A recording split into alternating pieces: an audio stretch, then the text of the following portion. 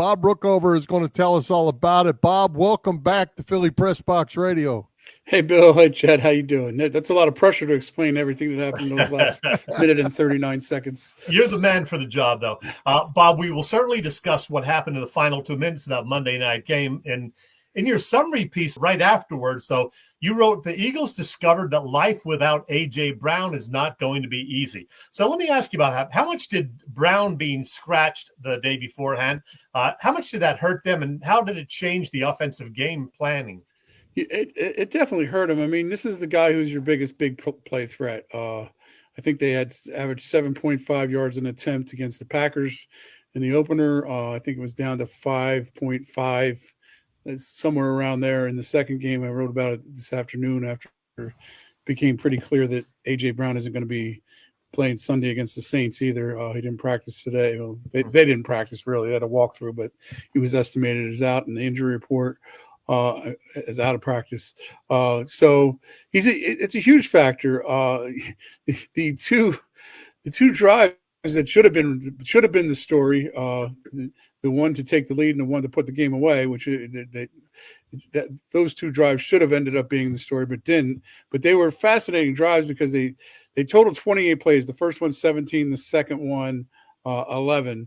The first one 70 yards and a touchdown. The second one 29 yards on 11 plays and a field goal. But I think 16 of the 28 plays were 4 yards or fewer, and maybe 12 or 13 were 3 yards or fewer. I mean, you can't win that way. A couple things. You're bound to make a mistake somewhere along the line that kills you. And they made some mistakes. There were 2 penalties on the touchdown drive. They did make mistakes and overcame them. But that's a tough way to win when you don't have the explosive play that can really. I think their longest completion was 19 yards in that game. There's times in this league where you got to get that 2-play drive that you score from 50, 60 yards out. And A.J. Brown is their best threat to do that. Saquon Barkley's a tremendous talent, had a great game up until the drop. But he's not that guy who can blow a game open with 150-yard or 60-yard catch. Well, Bob, overall, what did you think of the offense and Jalen Hurts specifically? Obviously, those 3 downfield penalties all hurt. That's something they certainly have to get cleaned up. The field goal or no field goal, that hurt. And then obviously the drop pass. But overall, how did you feel about the offense and Hurts?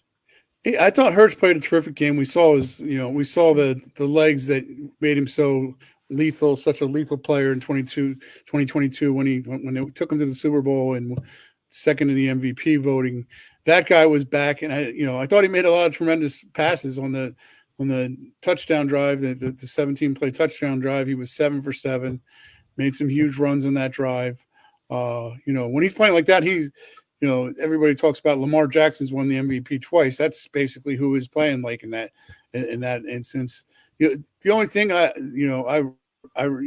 he have some other passes like when it really went back and took a deep dive into the game, like the 4th down pass that he threw to Dallas Goedert early in the game when they didn't score at all was not a good pass. He didn't really give Dallas a good chance to catch it. Maybe the pass that was knocked out, Jesse Bates knocked out of Devontae Smith's hand. Maybe he could have got that out a little quicker, but that's nitpicky stuff. I mean, the only really big mistake he made was at the end of the game, that interception. I felt like when I went back and looked at that, he should have probably got the ball to Saquon was out in the flat again, a little different, not the same type pattern, but he had some space to run with a guy coming. He would have had a one-on-one where maybe he makes a guy miss, and the Eagles would have been in field goal territory at that point. So I think, his only really big mistake was that last pass, trying to get too much, when they didn't really need to get that much at that point. Well, let's talk about that drive late in the game that came down to a 3rd and 3 in the red zone. Lots of opinions about the decision to go with a short pass to Saquon Barkley instead of running the ball. What is the Bob Brookover take on that one? Well, there's a couple takes. One is, and Saquon's on the record saying this, and he said it all over again today. He should have caught that pass. He also said he also said Giants fans are probably. I said, you know what Giants fan? He goes, oh, they were ecstatic. We'll have to get Pompeo in here to confirm that. But oh yeah, but he should have caught the ball, and if he catches the ball, all these conversations that we're having are different. But having said that, they run the ball there, and a couple of scenarios here. Let's say they run the ball and they get a yard or a yard and a half. Now it's 4th and a yard and a half. And I will never, ever criticize the Eagles for going for 4th and a yard and a half when they have a play that works 90% of the time. If it doesn't work that 1% of the time. But now we're talking about the odds being heavily in their favor that they're going to make that play. So having said that, I would have run the ball, and the clock just makes it obvious. You would have run the ball. They have no timeouts left. You get the 40 seconds tick off, and you take a timeout at 39 seconds. If you don't get it, and then you kick the field goal, and the field goal takes another 3 or 4 or 5 seconds off so now we're looking at 55 seconds, right? How long did it take him to drive? It was really fast, but it was still 65. It was still 65 seconds. And if you leave him 55 seconds, you're doing two things. You're heightening the pressure on him, and maybe the incompletion in the end zone is the play that ends the game because they only had 55 seconds. Who knows? But that's the way I look at it. Well, let's talk about that defense. That last drive was like throwing on air for the Falcons. The Eagles didn't do anything as far as coverage, gave way too much room. Vic Fangio, we know his history. We know his MO. He's not a blitzer. He didn't blitz in this game. They can't seem to stop the run. They got some issues. All the categories so far, only 2 games in, they're 26 or below, or above, I should say, 26 to the end. Yeah, the defense is a mess right now. It really is. He did blitz a few times. He only blitzed once on that last series. It was the only play that they did not complete, that Cousins didn't complete in the 6 plays. I might have blitzed more just because you needed to put some pressure on him, but he tried to blitz some other different times in the second half. The most intense blitz he put on, he sent 7 guys on the play that Cousins found Darnell Mooney and CJ missed the tackle, and they get a touchdown out of that. It seems like every button Vic Fangio pushes right now is the wrong one. And it really starts with the fact that they can't stop the run. If you can't stop the run, it just opens everything else up. And until they're able to do that, they're in deep trouble. Hey, Bob, speaking of the defense and the guys up front, one of the big offseason signings was Bryce Huff. And he right now is looking like the number on his jersey, a big 0. I know it's only been 2 games, but did the Jets pull an over on us? Maybe selling the Eagles that, yeah, this guy's good? Well, we went through a whole training camp, off-season and training camp, and spring and summer, thinking that the Eagles pulled one over on them because of Hassan Reddick. And right. Although he remains, Bryce Huff has done more than Hassan Reddick just because he's been on the field. Not much more, but that's about as low a bar as you can get. That's as low a bar as you can get. I think you got to give the guys some more of a chance. He had 68 pressures last year in fewer than 50% of the snaps. He had more pressures than Hassan Reddick last year. Now Hassan Reddick had more sacks, I'm not going to sit here and say that Bryce Huff's a better player than Hassan Reddick because he has not come close to proving that.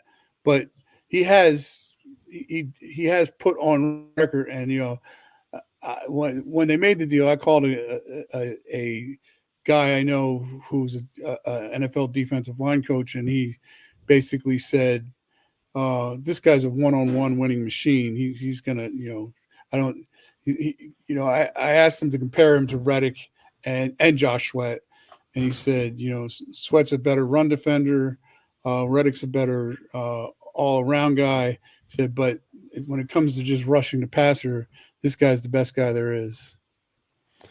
Well, and without having the privilege of watching the coach's tape or seeing what's going on, after the game, it's curious to me, and I'm with you. I think as far as giving a little bit of a pass to see a little more, but I wonder because all the edge rushers have disappeared, not just one. Are the player? Is it a scheme thing? Are they doing their job, but their job isn't at this point to sack the quarterback? And are they setting the edge? Are they doing run first? What is it that they're being assigned to do? And obviously, as a fan that only gets to watch it one time, we don't know that. Yeah, I can't. They're not going to tell us what their scheme is either. So it's hard to say. And I would say that I think Brandon Graham's played pretty well. He showed up in the limited snaps he's had. I think he's the one guy that has really played pretty well. And I think Josh Sweat has played okay. He's had his share of pressures, according to Pro Football Focus. I think he's had 8 or 9 pressures in the 2 games. And he took 2 holding penalties and had a tackle for a loss. So that's minus 22 yards right there. I think, they've had some moments, but it's just, those guys got to start sacking the quarterback. The other thing I'll say is more pressure needs to come from the middle too. And you're not seeing that from Jalen Carter and Jordan Davis through the first 2 games either. The one sack from the defensive line came from Milton Williams. Is a heck of a sack too. Graham had one too that was spoiled by a penalty on Nakobe Dean. But if A, they don't stop the run, and B, they don't start putting more pressure on the quarterback, and especially this week against the Saints, where a white hot football team with a lethal weapon in Alvin Kamara and a quarterback. Even if the Saints weren't playing this well, I went back during the summer and looked at how each of the quarterbacks the Eagles are supposedly facing. Now it could always change, but are facing this year did against Vic Fangio over the course of their careers.